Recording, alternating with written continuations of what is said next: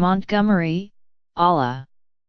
What do Robert E. Lee, SpongeBob SquarePants, Nick Saban, Jesus Christ, and George C. Wallace have in common, with no campaigns and no war chests but, in some cases, tombstones? They all came up short in the December 12 special election for a United States Senate seat from Alabama, according to county-level tallies that the Secretary of State's office released on Thursday. That Wallace and Elmer Fudd lost was not a surprise, even after the off-the-rails campaign that pitted Doug Jones, the Democratic nominee and ultimate victor, against Roy S. Moore, a Republican and a former Chief Justice of the Alabama Supreme Court. But Mr. Jones won by fewer than 22,000 votes, and more than 22,800 residents, including Senator Richard C. Shelby, a Republican, and the Dean of Alabama's congressional delegation,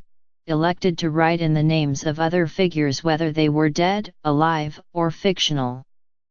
Many voters who opted for write-in candidates said they found Mr. Jones too liberal, and Mr. Moore, who was accused of sexual misconduct or inappropriate advances involving teenage girls, too toxic or extreme. The write-ins ranged from the predictable to the downright weird. Luther Strange, the runner-up to Mr. Moore in the Republican primary, managed to win the general election's write-in sweepstakes. Mr. Strange, a stalwart of the Republican establishment, was appointed to the Senate in February after a stint as state attorney general. But his bid to fill the rest of Mr. Sessions's term fell well short, in part because of suspicions over how he got the Senate gig in the first place. It is a long story involving scandalous recordings, a grand jury, unproven hunches, and a disgraced governor, who is now on probation and practicing dermatology in Tuscaloosa. Mr. Strange won about 7,800 write-in votes. At least one voter remembered his nickname and wrote in the senator, who is 6'9", as Big Luther Strange. Mr. Strange did not mount a formal write-in campaign, as some Republicans hoped he would, but some other people in Alabama did. 1. Lee Busby, polled in about 5,500 votes. Pawnee and the North Pole in a race that sometimes seemed stranger than fiction.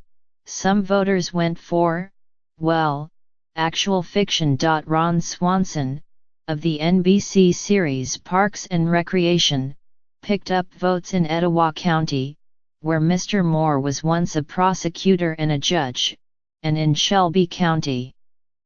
Bozo the Clown had the support of a handful of Alabamians, and Mr. Squarepants got a vote in the Huntsville area. Mickey Mouse has a rather animated, time-tested get-out-the-vote operation and picked up votes throughout the state. The votes for Mr. Strange, along with figures like the former Secretary of State Condoleezza Rice and the former Gov.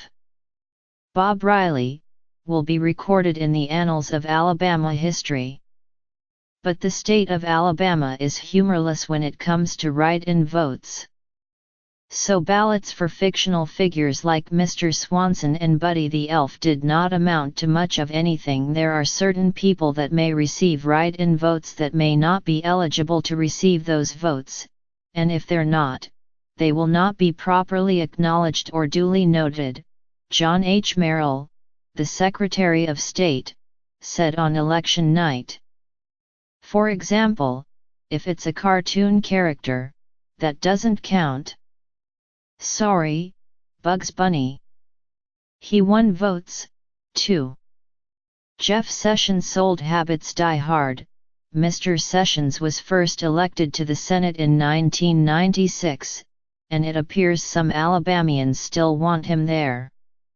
Even though he is now the United States Attorney General, Mr. Sessions, who vacated the seat that Mr. Jones will fill, remains a popular figure in Alabama and won more than 400 votes. Mr.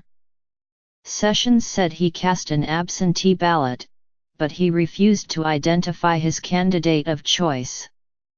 His boss, President Trump, endorsed Mr. Moore. Other historical figures attracted support. Jesus Christ captured a share of the vote not altogether surprising in a state where almost 9 in 10 adults identify as Christians, as did Andrew Jackson, who died in 1845, and Ronald Reagan, who died in 2004. Nick Saban Mr. Saban, already immortalized in bronze outside Bryant-Denny Stadium in Tuscaloosa, has won 4 national championships since he became the University of Alabama's head football coach in 2007.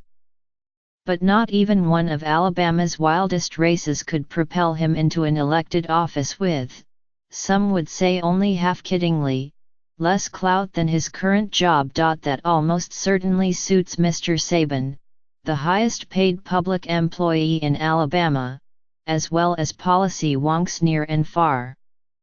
At a news conference in November 2016, Mr. Saban claimed he had not known the presidential election had been held a day earlier. "I want what's best for our country," he said then. "I'm not sure I can figure that out." In the Senate election, Mr. Saban picked up at least 426 votes, far more than Gus Malzahn, the leader of the football program at rival Auburn University. But it is a virtual guarantee that Mr. Saban would prefer to have won this year's Iron Bowl, which his then top-ranked Crimson Tide lost to Auburn, 26-14. These two voters did not always rely on the creativity of Walt Disney or the stars of Looney Tunes. In Madison County, which includes Huntsville and is the state's third most populous, voters had plenty of their own proposals for senator. A better choice won a vote. A normal Republican, please got another. Someone with integrity picked up a vote, as did Robocall. Neither managed 4 votes, the same tally that no one, none, nope and not these two pulled together combined. The public will have to guess about the winners of 3 Madison County votes that were not listed due to graphic language.